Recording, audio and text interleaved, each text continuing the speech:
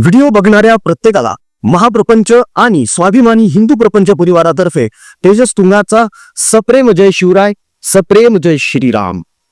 मित्रांनो, आजचा विषय खूप खास आहे.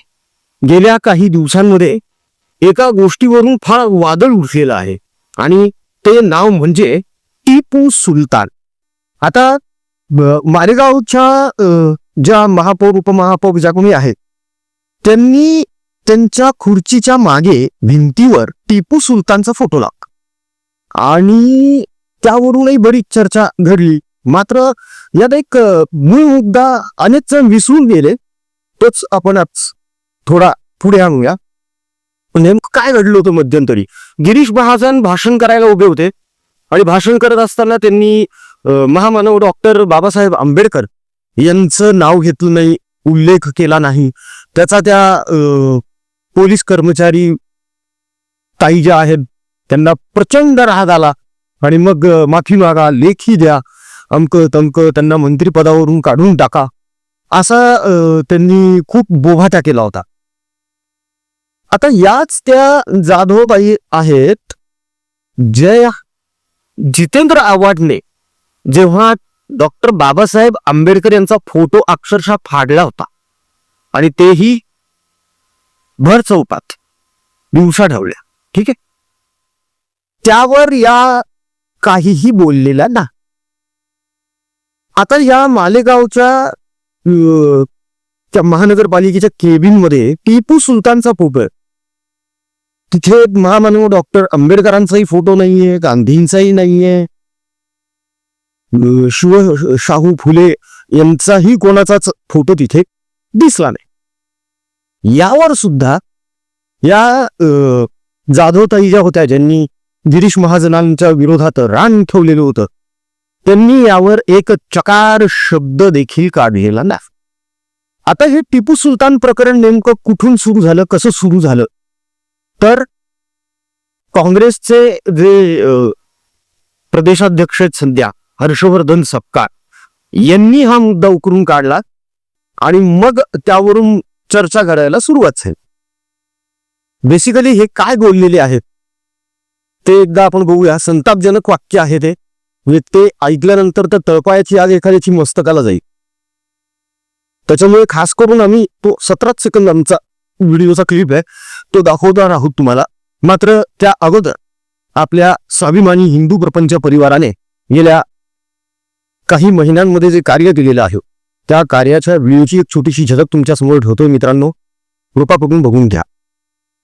प्रिय बंधू भगिनींनो आणि मातांनो, आपल्या स्वाभिमानी हिंदू प्रपंच परिवारातर्फे नेहमीच अनेक गरजूंना, शेतकऱ्यांना, दिव्यांगांना, गरीब विद्यार्थ्यांना त्यांच्या शिक्षणासाठी तसेच हलाखीच्या स्थितीत असलेले कॅन्सरग्रस्त रुग्णांचे उपचार, औषध आणि त्यांच्या नातेवाईकांच्या भोजनाची सेवा मनोभावे देत आहोत. हे सगळे गरजू आपलेच बांधव आहेत. आपणास विनंती आहे की त्या सर्व गरजूंची चिंता मिटवण्यात आणि त्यांना आधार देण्यात प्रभू श्रीरामाचे नाव घेऊन आपल्या मर्जीनुसार, इच्छेनुसार जमेल तसे योगदान नक्की द्यावे, ही कळकळीची विनंती. हर्षवर्धन सपकाळ हे नाव महाराष्ट्राच्या राजकारणामध्ये आधी कुठेच नव्हतं. ते जसे काँग्रेसचे प्रदेशाध्यक्ष झाले नाना पटोले यांच्यानंतर, त्यानंतर त्यांनी भारतीय जनता पक्ष, देवेंद्र फडणवीस, मोदी यांच्यावर टीका करायला सुरुवात केली. साहजिकच आहे की काँग्रेसची शिकवणच आहे, तो शिरस्ताच आहे याचा, की मोदींना शिव्या द्या, फडणवीसांना शिव्या द्या, म्हणजे तुम्ही गांधी घराण्याच्या आणखी जवळ जाल. खरं तर हे गांधी घराणंच नाहीये, हे नकली गांधी आहेत सगळेजण. आणि ही गोष्ट प्रियंका गांधी यांनी स्वतः कबूल केलेली आहे की आमचा आणि महात्मा गांधींचा दुरान्वयही संबंध नाही, हे क्लिअर केलेले. तरी सुद्धा हे पिल्लाच्या प्रमाणे ते उधार घेतलेले जे नाव आहे गांधींचं ते वापरून चमकोगिरी करतात आणि आपली राजकीय पोळी भाजून घेण्याचा प्रयत्न यांचा सुरू आहे. तर नेमकं हर्षवर्धन सपकाळ हे काय बोलले ते एकदा बघूया. टिपू सुलतान हे एक शौर्य गाजवणारे एक योद्धे होऊन गेले, एक भारताचे भूमिपुत्र होऊन गेले. त्यांनी कधीही कुठल्याही विषारी विचारांना त्यांनी जवळ केलं नाही. तर एक शौर्याचं लक्षण म्हणून टिपू सुलतानांना आपण शिवाजी महाराजांच्या समकक्ष बघितलं पाहिजे. टिपू सुलतानांना आपण शिवाजी महाराजांच्या समकक्ष बघितलं पाहिजे. टिपू सुलतान हे एक शौर्य गाजवणारे एक योद्धे होऊन गेले, एक भारताचे भूमिपुत्र होऊन गेले. त्यांनी कधीही कुठल्याही विषारी विचारांना त्यांनी जवळ केलं नाही. तर एक शौर्याचं लक्षण म्हणून टिपू सुलतानांना आपण शिवाजी महाराजांच्या समकक्ष बघितलं पाहिजे. टिपू सुलतानांना आपण शिवाजी महाराजांच्या समकक्ष बघितलं पाहिजे. ऐकलं? हर्षवर्धन सपकाळ यांचं म्हणणं असं आहे की टिपू सुलतान यांना छत्रपती शिवाजी महाराजांच्या समकक्ष समजलं पाहिजे. हा काय हलकटपणा आहे? कशामुळे हे एवढं लांबगुल चालन करायचं? काही गरज नाही ना त्याची. छत्रपती शिवाजी महाराजांच्या नखाची तरी सर आहे का हो? बरोबरी तरी कशी करावी वाटली असेल यांना? या अगोदर देखील राहुल गांधींनी महाराष्ट्रात येऊन छत्रपती शिवरायांचा अवमान केलेला आहे. एका प्रचार सभेमध्ये त्यांना छत्रपती शिवाजी महाराज यांचा पूर्णाकृती पुतळा भेट देण्यात आला होता आणि त्यांनी तो चक्क बाजूला ठेवून दिला. नमस्कार देखील त्याला केलेला नाही. बरं, टिपू सुलतानचं एवढं कौतुक कशामुळे यांना? हिंदुत्वाची ॲलर्जी आहे, हिंदूंची ॲलर्जी आहे यांना.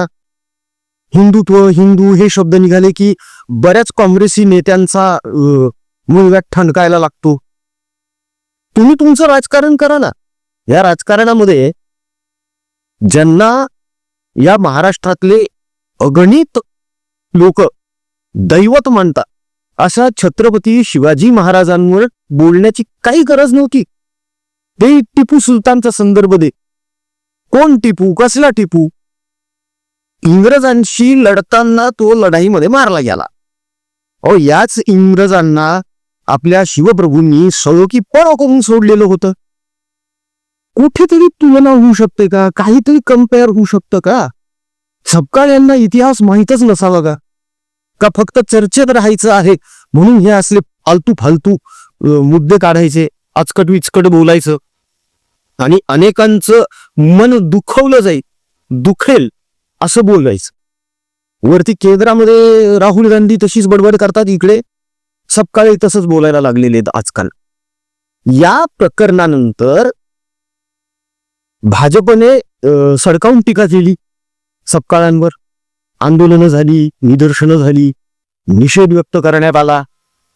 त्याच्यानंतर 2 दिवसांनी आपले विश्वविख्यात संपपादक जे आहेत त्यांची पत्रकार परिषद नेहमीप्रमाणे सुरू होती. ते डोळे मिचकावत वगैरे मान डुलवत बोलणं आणि त्यांना एका पत्रकाराने प्रश्न विचारला की सपकाळ यांनी टिपू सुलतान यांना महाराजांच्या समकक्ष समजा असं म्हटलंय, यावर तुमचं काय म्हणणं? तोड वेगळले या माणसानं. मी त्यावर नंतर बोलेन असं म्हणून विषयच टाळून दिला. आणि हे म्हणतात की आम्ही हिंदुत्व सोडलेलं नाही. उद्धव ठाकरे असोत, राज ठाकरे असोत, आदित्य ठाकरे असोत किंवा अमित ठाकरे असोत, यांच्यापैकीही कोणीही सपकाळांच्या या विधानावर वक्तव्य केलेलं नाही. आता ह्याला तुम्ही अधोगती म्हणणार नाही तर काय म्हणायचं? हा रास आहे ना सरळ सरळ. आता कळतंय का विधानसभेमध्ये का पराभव झालाय? महानगरपालिका जिल्हा परिषदांमध्ये धुव्वा उडालेला आहे. कशामुळे? याच गोष्टींमुळे की जिथे तुम्हाला भूमिका घ्यायची आहे, जिथे एखादा स्टॅच घ्यायचा आहे, तिथे तुम्ही तो घेतच नाही. उद्धवराव तर कधी घराबाहेर पडतच नाही आणि राजसाहेब हे बऱ्यापैकी सेलिब्रिटी पार्ट्यांमध्ये असतात. त्याच्यामुळे यांची लोकप्रियता घसरत चालली. यांना जे मत मिळत होते त्याचा टक्का घसरलेला आहे.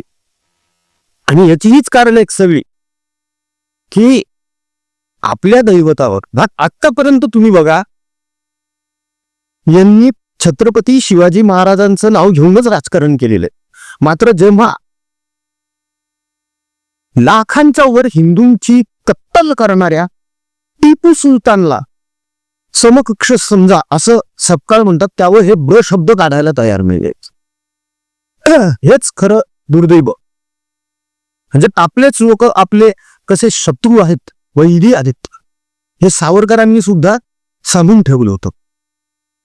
हिंदूंना शत्रूंची दुश्मनाची गरजच नाही. हिंदूच हिंदूंचे शत्रू आहे का?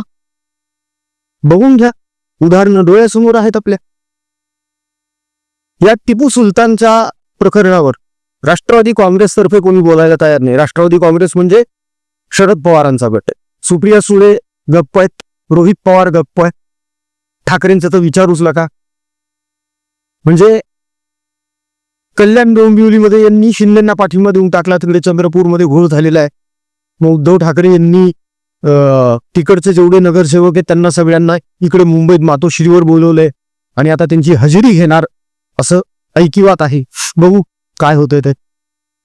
पण कुठल्याही परिस्थितीमध्ये आपल्या दैवतांचा, आपल्या महापुरुषांचा असा अवमान होता कामा नये. हा अवमानाचा एक प्रकार आहे, हा अवमान आहे.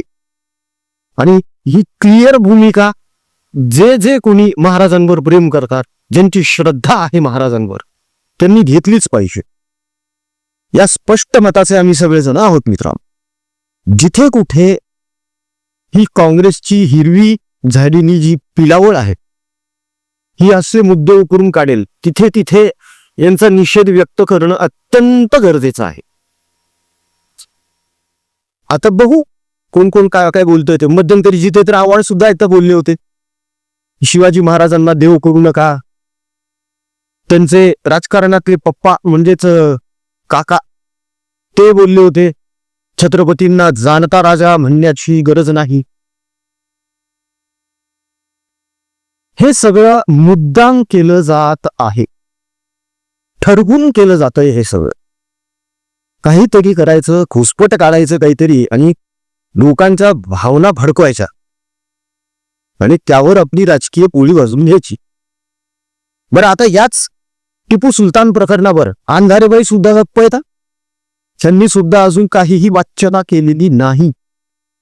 भोंग्याने तर स्पष्टच सांगून टाकलं, मी यावर बोलणार नाही, मी नंतर बोलेन म्हणून. का? वेळ नव्हता का? अहो दिवस पडलेला असतो ना तुमच्याकडे बडबड करायला. 2 वाक्य बोलले असते त्या प्रकरणावर तर काय झालं असतं. असो, हरकत नाही, यांना स्टँड घ्यायचा नाहीये. भेटला पुरावा हिंदुत्व सोडल्याचा. हे सतत म्हणतात ना, आम्हाला दाखवा, आम्हाला सांगा आम्ही कुठे हिंदुत्व सोडलंय. बघून घ्या, दाखवा यांना आरसा येतं. किंवा यामुळे तरी हे सगळे उघडे बोध जातील. आणि हीच वस्तुस्थिती आहे मित्रांनो, हीच परिस्थिती आहे. उद्या चालून यांच्या याच अशा गप्प बसण्यामुळे सार्वजनिक गणेश मंडळाचे अध्यक्ष पण यांच्यापैकी कोणी बनणार नाहीत. अशी अवस्था राजकारणात सध्या या सगळ्यांची झालेली आहे. विरोधक कामच करत नाहीये, त्याच्यामुळे भाजपचं फावत चाललंय आणि ते मुसंडी मारतायत प्रत्येक ठिकाणी. इतकी साधी लॉजिकल गोष्ट जर कळत नसेल या विरोधकांना तर धन्य आहे. मग हे कायच राजकारण करतात. असो, हरकत नाही. आजचा विषय इथेच थांबूया मित्रांनो. निषेध व्यक्त करा कमेंटमध्ये. छत्रपती शिवाजी महाराज की जय लिहायला अजिबात विसरू नका. दैवत आहे ते आपलं आणि आपल्या दैवताबद्दल कोणी असं बोललेलं अजिबात खपवून घेतलं जाणार नाही. हा स्पष्ट संदेश त्या सगळ्यांपर्यंत गेला पाहिजे जे जे कोणी सपकाळांच्या त्या विधानाचं समर्थन करत सुटले. तेव्हा कमेंट्स नक्की करा. जाता जाता परत एकदा छोटीशी विनंती आहे मित्रांनो, 19 तारखेला शिवजयंती आहेत आणि 19 तारखेला आपण संध्याकाळी 5 ते 8 या वेळेमध्ये भव्य अन्नदान करणार आहोत. आणि सकाळच्या सत्रामध्ये 11 ते 1 मध्ये छत्रपती संभाजीनगर येथील जे गव्हर्नमेंट कॅन्सर हॉस्पिटल आहे तिथले रुग्ण आणि त्यांचे जे नातेवाईक आहेत त्यांच्यासाठी जेवणाची आपण सोय केलेली आहे. तर ज्यांना ज्यांना शक्य असेल त्यांनी या कार्यक्रमांना नक्की उपस्थित राहा आणि ज्यांना सहयोग करता येतोय, योगदान देऊ इच्छित आहे, गुगल पे, फोन पे क्रमांक तुमच्याकडे आहेत मित्रांनो. या सत्कर्मामध्ये तुमचा सहभाग असावा अशी इच्छा आहे. प्रभू श्री रामाच्या कृपेने, आशीर्वादाने आणि तुमच्या सगळ्यांच्या पाठिंब्याने आपली ही जी घोडदौड आहे ही अशीच चालू राहणार आहे. मात्र त्यासाठी तुमचं योगदान देखील खूप महत्वाचं आहे. तेव्हा योगदान दिल्यानंतर त्या ट्रान्झॅक्शनचा स्क्रीनशॉट व्हॉट्सअपवर नक्की पाठवा. चला, पुन्हा भेटूया पुढच्या व्हिडिओमध्ये. जय हिंद, जय महाराष्ट्र, वंदे मातरम. जय शिवराय, जय शंभूराजे, जय भवानी, जय जगदंब, भारत माता की जय. जय श्रीराम.